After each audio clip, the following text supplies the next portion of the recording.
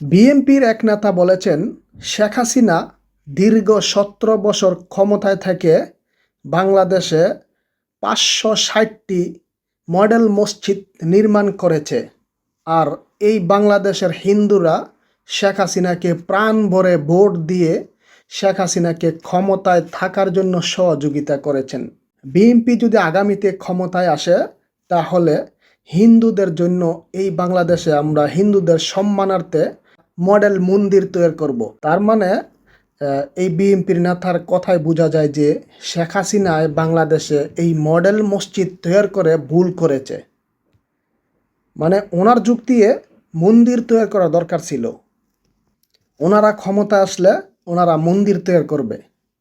তো এরকম কিছু আবল তাবল এই নেতার বক্তব্যের কারণে বিএনপির কিন্তু ইতিমধ্যে খুবই শোচনীয় অবস্থা হয়ে গেছে। অনলাইনে ঢুকলেই দেখি শুধু জামাতের সাপোর্টার, মানে হিন্দু মুসলিম সবাই মিলে খালি কয় জামাতরে ভোট দেবো, দাঁড়িপাল্লায় ভোট দেবো। আসলে এটা কিন্তু বিএনপির এসব নেতারা তৈরি করেছে। এই যে নেতারা এসব মুসলিম একটা দেশে, বাংলাদেশে ৯৫% মুসলিম, এই দেশে অবশ্যই মসজিদ তৈরি হবে। এখানে মন্দির তৈরি হবে না, এখানে মসজিদ তৈরি হবে। ৫৬০টা যদি মডেল মসজিদ তৈরি করে থাকেন শেখ হাসিনায়, অবশ্যই ২-১০টা মন্দিরও তৈরি করেছেন। মধ্যে কিন্তু বিএনপির অবস্থা কি আপনারা সবাই জানেন। তারেক রহমান এক পোস্টে যে ঘোষণা দিয়েছে ওর দেশে আসার পরিস্থিতি নিয়ে, উনি কি নির্বাচনের আগে আদৌ দেশে আসতে পারবেন কিনা, না আসার সম্ভাবনায় কিন্তু 90%। এদিকে উনির মা অসুস্থ, খুবই গুরুতর অসুস্থ, খালেদা জিয়া। ওনার মাকে দেখার জন্য একমাত্র সন্তান তারেক রহমান, সে কিন্তু আসতে পারতেছে না। সব দরজা খোলা। বাংলাদেশ থেকে ঘোষণা দিয়েছে যে ওনার মামলা মোকদ্দমা যত আছে সবগুলো মকুব হয়ে গেছে, মানে বিদেশে থাকাকালীনই সব ঝামেলা মিটাই ফেলছে। কিন্তু এখন আসার জন্য কোনো বাধা নেই, ওনার সব দরজা খোলা আছে। বাংলাদেশে ওনার অফিস থেকে ধরে, ওনার বুলেট প্রুফ গাড়ি থেকে ধরে, সরকারি যত সহযোগিতা আছে সব কিছু দিতে প্রস্তুত বর্তমান ডাক্তার ইউনূস।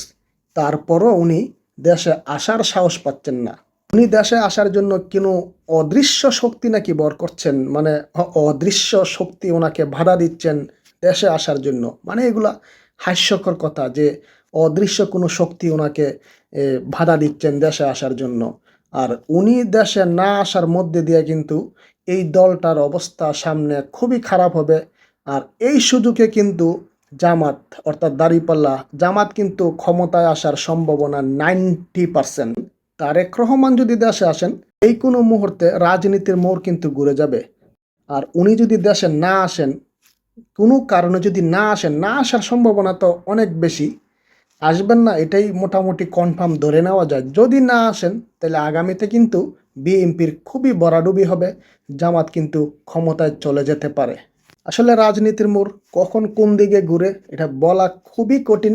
তারপরও যেটা বাস্তব দেখা যাচ্ছে এটাই মনে হয় যে আগামীতে জামাত ক্ষমতায় চলে আসবেন। আপনার মতামত অবশ্যই জানাবেন আর ভিডিওটি শেয়ার করে দিবেন।